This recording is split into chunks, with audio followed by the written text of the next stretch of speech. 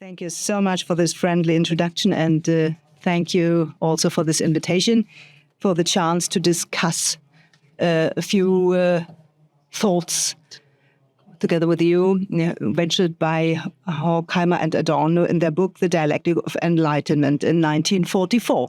These ideas can be described as dialectic of nature, of the situation of nature. Let me report to you from that book.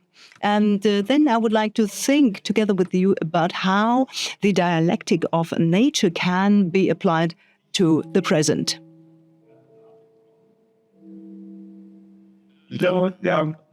So I will start with the book, as this is the usual course of things for a philosopher, but then I will end with a river, and this river is what you will see in the slides. Why I will talk about a river and which one that is will hopefully become resolved during the presentation.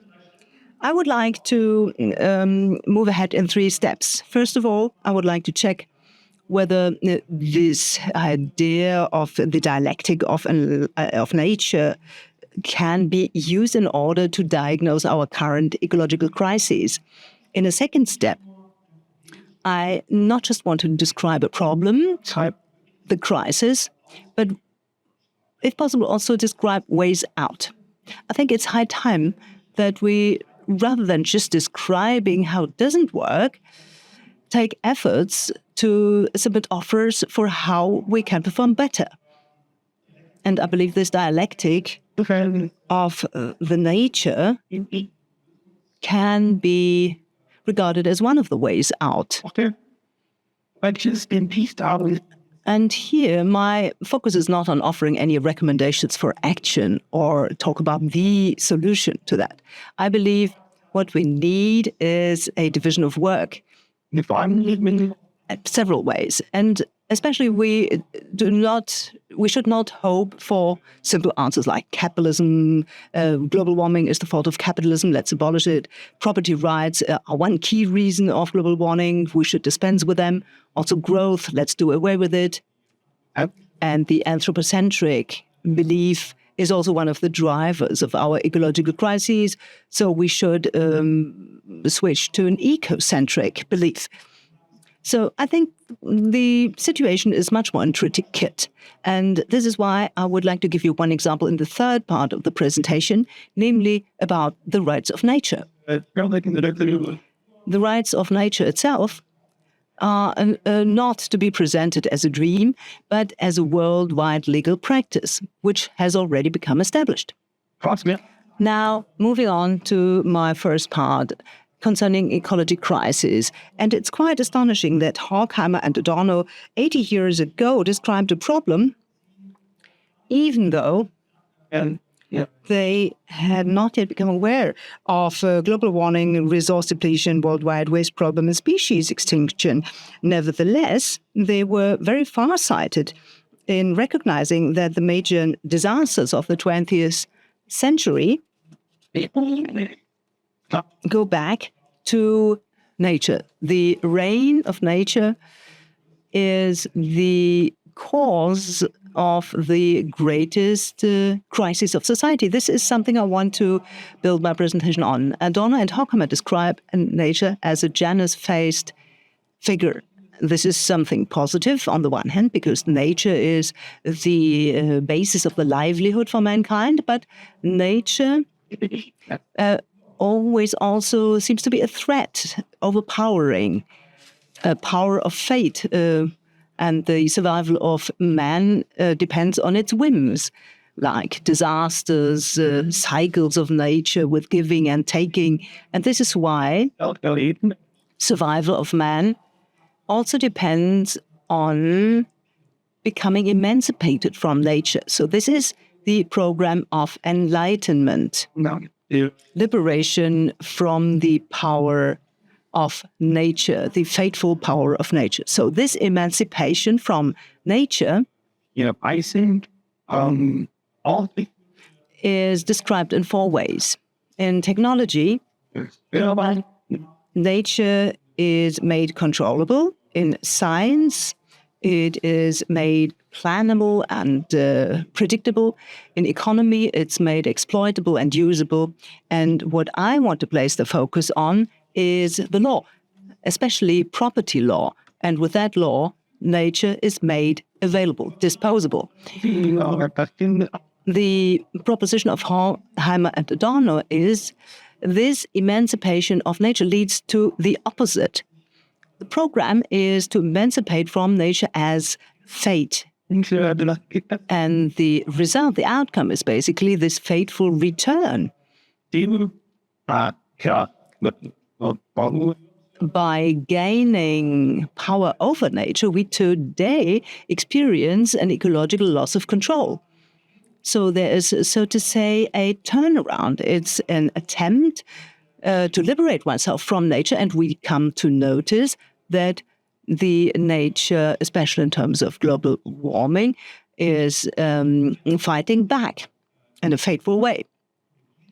One main cause of these ecological crises, and I just said it's not just the global warming, but also the species extinction, worldwide waste problem, and resource depletion, is property. So the property right, which has already been addressed, or property law, addressed a few times today, as one party co-responsible for the ecological crises. And this property law can be described in 4 features, which makes our existing property rights problematic. One thing is that property enables us to freely use the assets of nature. We can determine ourselves how to handle nature. Section 9, 103 of the German Civil Code. The owner can at will dispose of its object, of its asset, except there are laws militating against that. And this is the second point. If you listen to what this says, you will notice that the rights of freedom, especially property rights, always are of prior nature. So freedom comes first, then comes property, and only then conservation rights. So property comes first, as long as there is no law or rights of third parties militating against that. So this is only subsequent. And this is a problem because of that. Nature conservation rights, animal protection rights, climate protection rights always are under suspicion of limiting property and limiting freedom. However, it would have to be the other way around, in fact. A third feature of property rights is that they create the impression that nature is not owned by anyone before it was not possessed by humans. So this don't necessarily just need to be private owners, but also states, communities who regard nature as their property. Beforehand, it was not owned by anyone. And this perspective creates the impression as if nature was a self-service shop. It's not owned by anyone. You can appropriate it and then use and exploit it. And a fourth problematic feature consists in property law in the fact that we are talking about the property of things. When you show me a thing, you show me a certain asset, like either, things like clothes, furniture, books, things you need in everyday life. But natural assets, there's something different. It's not the same. It's not the same like furniture and clothing, because natural assets are not produced by us. These assets are used by human beings, but not produced by them. And this is the difference between natural assets and all other assets. And the terminology that we have on ownership of things is deceptive. And then that we are not allowed to use nature like other assets, like books, computers, etc. So the property rights can be regarded as one of the main causes of ecological crises. And the question is how we, from that regression of enlightenment into mythology, how we can get out of that again. And this is the question, or boils down to the question, how we can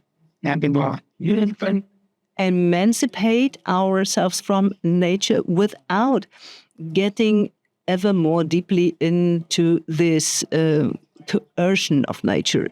So I'm now moving on to the second part, namely the ways out. According to Horkheimer and Adorno, there are two ways out. One has been blocked to us, namely the re-mythologization.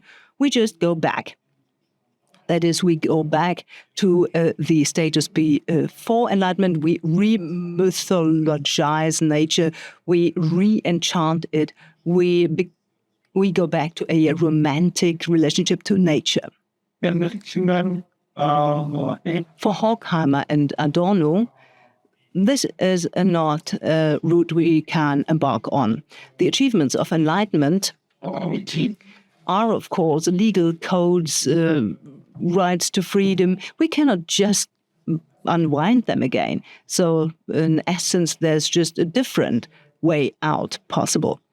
And, to preclude any misunderstandings, it's definitely correct, as we have heard today, also from Mrs. Rummersbach. It is very important that we have a non-instrumental, non-extractive relationship to nature. We can do this in a religious way by feeling humility for the vast nature of nature. We can also do that through aesthetic experience, just, falling to our knees faced with the beauty of nature. And we can also do it in an ethical way by noticing how good nature does us. It promotes our welfare. All these are very important relations to nature. We have to strengthen again and regain. But the point is that with these religious, aesthetic, or ethical experiences, no societal order or formation can be organized. And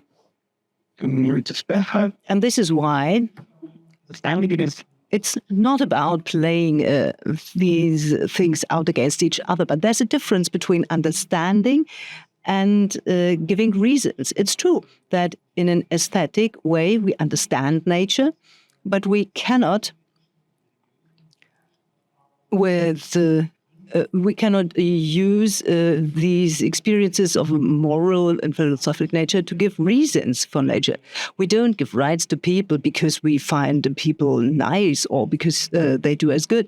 But rights, people just deserve rights, full stop. And the same should be true for nature. Nature deserves rights, irrespective of the fact that it also has or can have ethical, religious, etc. value for us. So the second way out is not re-enchantment or re-mythologization of nature, but what Adorno and Horkheimer call the dialectic advancement of enlightenment. And dialectic here means that the rationality of applicable property rights, which are actually the cause of the ecological crisis, have to be turned against themselves. So how can rights and protection, conservation, nature conservation, we can establish that by turning around the normative basis of our society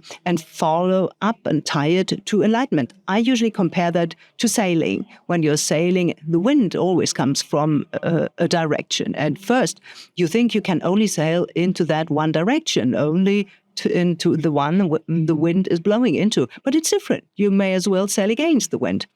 But with the power of the wind, you have to use the own power of the wind to move against it. And in the same way, I think we should also imagine property rights, namely that the normative basis of property should be used by us on behalf of an ecological sustainability in order to get out of these ecological crises caused by the existing rights to property or property rights. So this sounds like squaring the circle.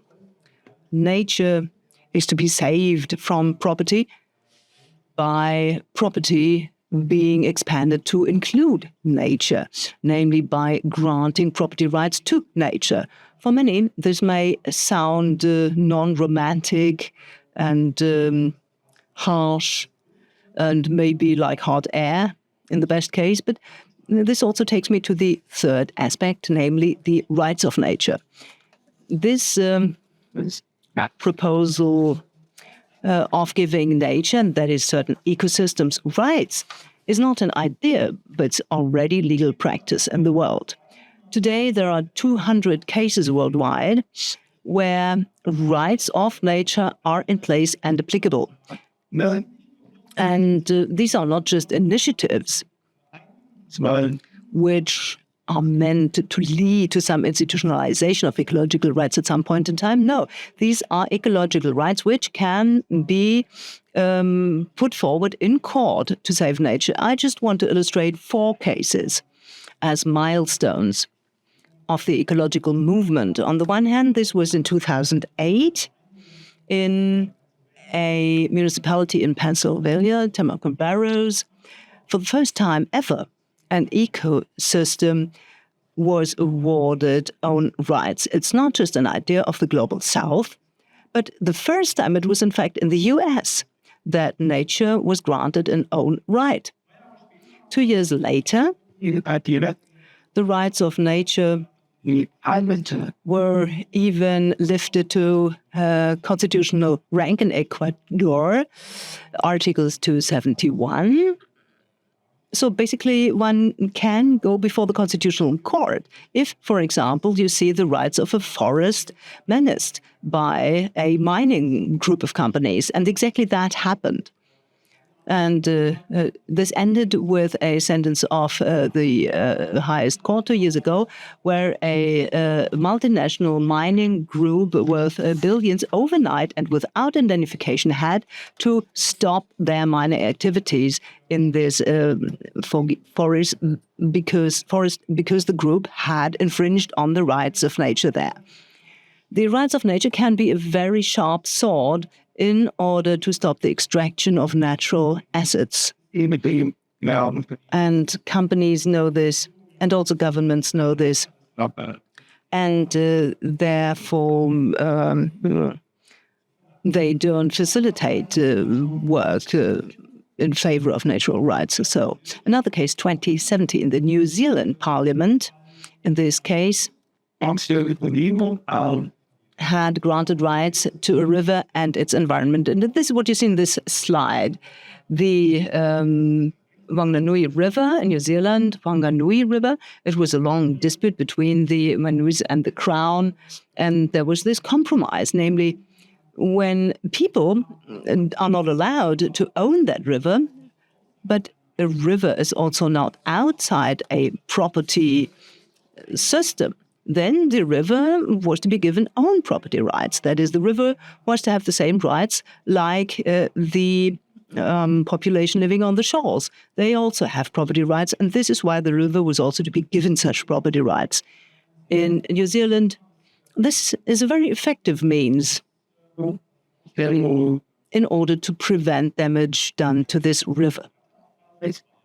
Another case, 2 years ago, in Spain, the saltwater lagoon Mar Menor received own rights, which is a very important case, because what is possible in one EU country is generally also possible in many other member states. In Germany, to now move on to also some German history and nature, there are many initiatives. There's a network called Rights of Nature, and it's interesting that in the 1980s, Germany was part of the avant-garde in this discussion. There were many publications under that thought of awarding rights to nature. Then there was a seal lawsuit in 1988, which was turned down. So for 30, 40 years, this drowned out, but now it's coming to the surface again because of that worldwide legal practice. Now, just very briefly on what does that mean, rights of nature? On the one hand, it means that nature as such deserves protection, not just because it is of use to people.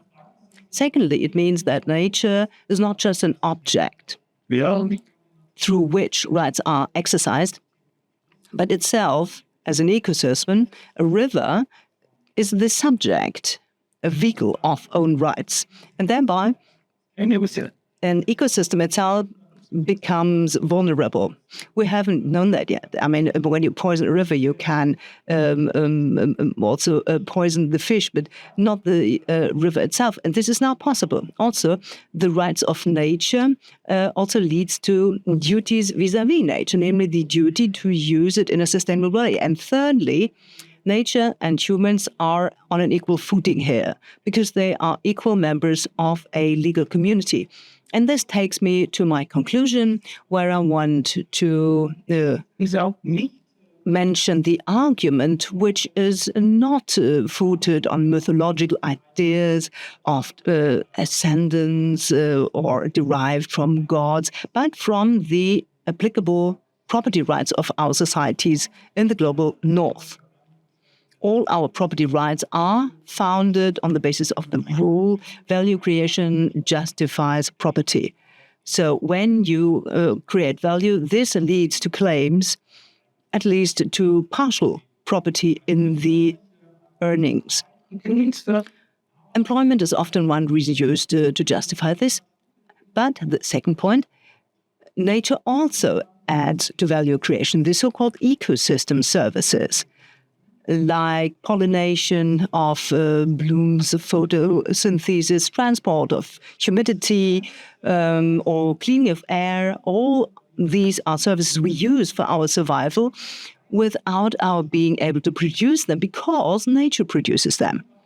Now, the consequence of that is, if a contribution to value creation does not justify ownership of the earnings, then the ecosystems also deserve rights, property rights. And fourthly, this leads to the duty of ecological sustainability. That is, if people use natural assets, they always use third-party property, namely owned by nature. And third-party property always obliges one to exercise careful use. If you borrow a book from a public library, you're allowed to use it, but you're not allowed to sell it on, to paint it in any way, throw it away, burn it, because you don't own it. It's owned by the community, and the same should apply to property rights of nature.